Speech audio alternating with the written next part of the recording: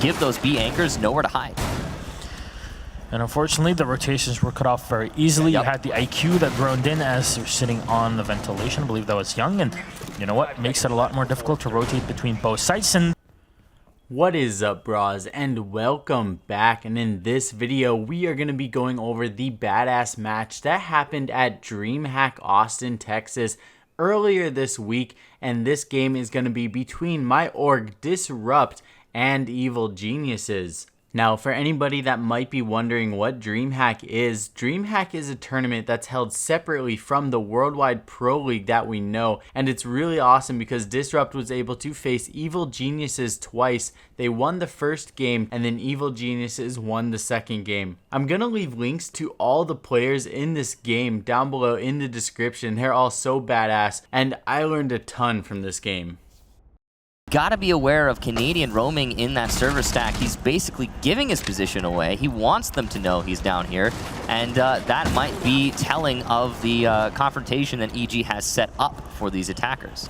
Now, when you're facing defenders that are inside of the armory upstairs, one of the most efficient ways you can get rid of the Bandit and mute charges on the west balcony is to come below, a lot of times with a buck, with an ash. And what we saw in this video was a Zofia that took it a really smart way. What they did was they were approaching the door, they took the time to drone out the bottom section first, put a couple holes in the barricade, and from there just laying outside, and you can get an angle, thereby taking out anybody that might be juggling Bandit charges, or also give you a nice shot onto any utility. So low on health, they have to really hit the shots. This is where it really does matter. The side being open. Yaga, though, will get the kill from above. Very good play here on the Vigil. Diffuser's on the floor. And BC has to walk in as Yaga secures the second kill. Disrupt up 3-2 versus Evil Geniuses. Now, this is a really nice angle that we saw Yaga using in the offices, and this is going to cut off any rotation that the attackers might want to use that's going to connect in between main lobby and the bathrooms, especially when you're defending downstairs. This is going to be an area that attackers are going to want to push, and it can be a very high traffic area. And what you guys see right here is that the angle that I can get allows the person that's above to see the person that's below before they're able to see them. You guys can see that this little doorway as well as the angled support beams on the ceiling kind of block it for me. By the time I actually enter the bathroom, I'm going to be long gone already. You guys can see that the bullets are able to shoot so far back from the angle above. And have a little bit of a walk to get back into the driver's side. Given that they pushed this to overtime. And alright, now NVK was using such a sick drone. This is going to be like a little parkour drone spot that you guys can do from the main hallway upstairs on border.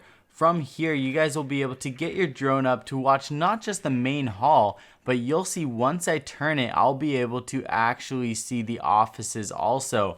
This is something that you guys could do also. If there's a mute jammer blocking the entrance into office, you can actually get your drone up here and jump over the edge like you see me doing right here. And even if the office's doorway isn't muted, just having your drone up here looking over the office can get so much intel on anybody that's anchoring in or rotating around inside.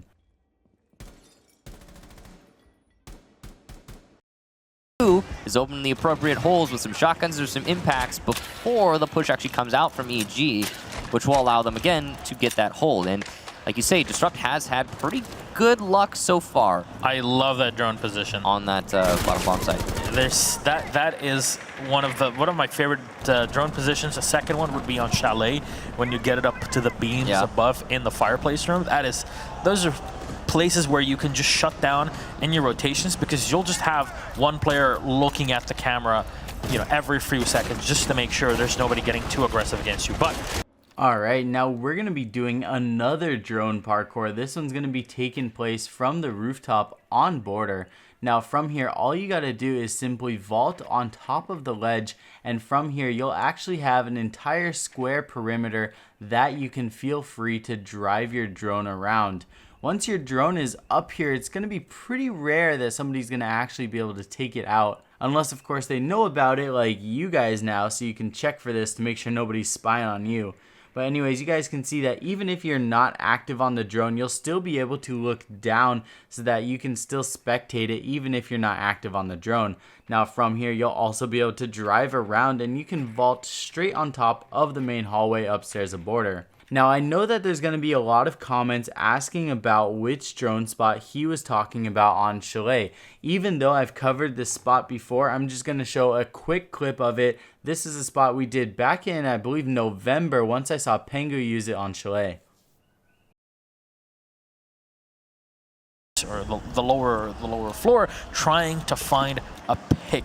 Right now, EG are getting very defensive in this setup. NVK is very low on health. They have to be very careful to not lose. Alright, now honestly, this is one of my favorite reasons that Lion got nerfed, and that is that we can now go back to watching BC play Buck. BC is easily one of the most proficient Buck players there is, and we saw him using a really nice angle from off his hallway, and he's able to not just get really nice lines of sight, but also grenade angles all the way back to armory lockers, where there's always pesky defenders that are hiding behind that short wall in between the little lockers, or also just right behind the little locker room. We're going to be throwing this nade through 2 walls, and you guys can see that this is such a great spot, and you guys know how common it is that defenders are back there.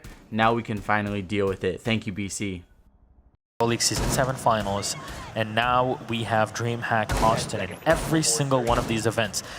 Though the interesting part of the defense from Disrupt is that they reinforce both sides of the church wall and leave the middle open when they're playing a Mira. So you'll see one on each side of the wall, and instead you see the other being placed on this box area. Yeah. This is going to help a lot with holding blue. Haven't lost control, and they absolutely refuse to give an inch. Oh, look at the Mira rotating back here. BC will move in and grab the frag as Ghost is so distracted, getting Gil in the back, and Skittles, what a shot here on NVK as he downs him here. BC will trade off 1-1, but now it's Canadian last man alive versus the 2. Skittles will play very, very close here by the bar, and Church, he'll go in for the last kill, and Disrupt will get the first round.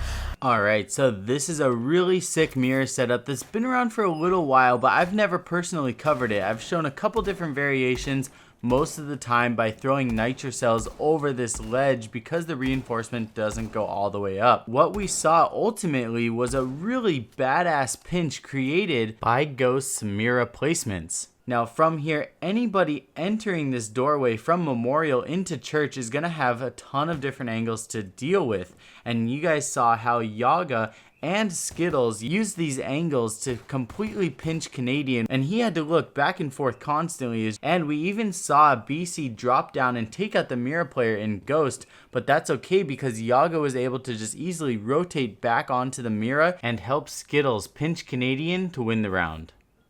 From Canadian, and that's likely why we see Hyper on that IQ, but it's not working out so great in the first half of this round at least. Now, when Evil Geniuses was using a similar setup, we saw Skittles holding a really nice angle, and this isn't necessarily something that you'd be able to do like towards the end of the round, of course, but by learning the setup, this is a really nice angle because you can get shots in all the way on the south side of this church wall behind the bar. You guys can see my bullet holes right here. Even if somebody's laying down, you're still going to be able to take them out. So while this mirror setup is insanely strong and intimidating for anybody to come down those stairs and look at, this is a nice angle to definitely check if you see this being used while you're attacking.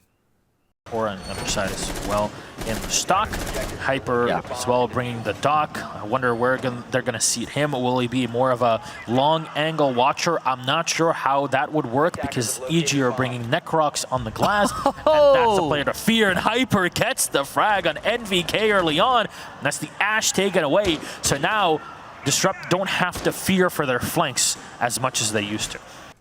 Now, I got super hyped, and I don't mean for this to be a pun, when Hyper pulled off this spawn peek on NVK, who's arguably one of the best Ash mains in North America. Now, part of it was a little bit careless on NVK's part by not checking and pre-firing this angle, but who knows, maybe he happened to be just checking a different one at the exact moment, and part of it was just Hyper's insane reaction and aim skills with this one. But generally, when people spawn peek from the pool window, it's going to be a head level on the side. What we saw Hyper doing was changing it a little bit, elevating, using that head level that I'm always talking about, standing on top of the pool table, just shooting out a small slit in the top of the window, using that extra millisecond that gives you, and taking off heads from the main gate spawn.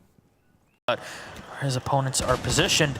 Necrox with one more. Yaga, the usual roamer. Well, now he's last alive on the Vigil. The Fuser will just be going down in a second as you see them in the back of the site sitting behind the bar. The angle from Yaga, what is that?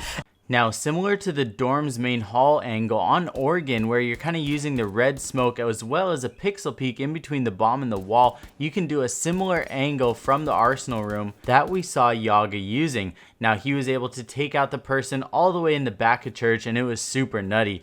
Alright, you guys, that's going to wrap it up for this one. At the end of the video, I'm going to leave the final moments of the game where we saw Disrupt take out EG 2-0. I want to thank you guys again for us hitting 250k. We are moving rapidly. Got so much stuff planned for the bras. I love you all. Be sure to check out the links down below. Still doing the giveaway. I'll see you guys all very soon in the next video. Peace. For a plan will not work out for Disrupt. Wow, Hyper just inching in on BC, who doesn't hear the barbed wire. And as he tries to react, it's too little too late. Hyper gets the kill, but Young will refrag. So blue control not established for DG. Yaga, though, somehow inside of church, walking out of the moto doorway and gets that anchor over by the church wall. Necrox again trying to fight back. EG won't let this slip away. Not quite, but Skittles from above gets Necrox. We are 1 kill away from a 2-0 in favor of Disrupt. Young fights back, though. Skittles eliminated, and it's just one. What a shot! Yaga locks it out!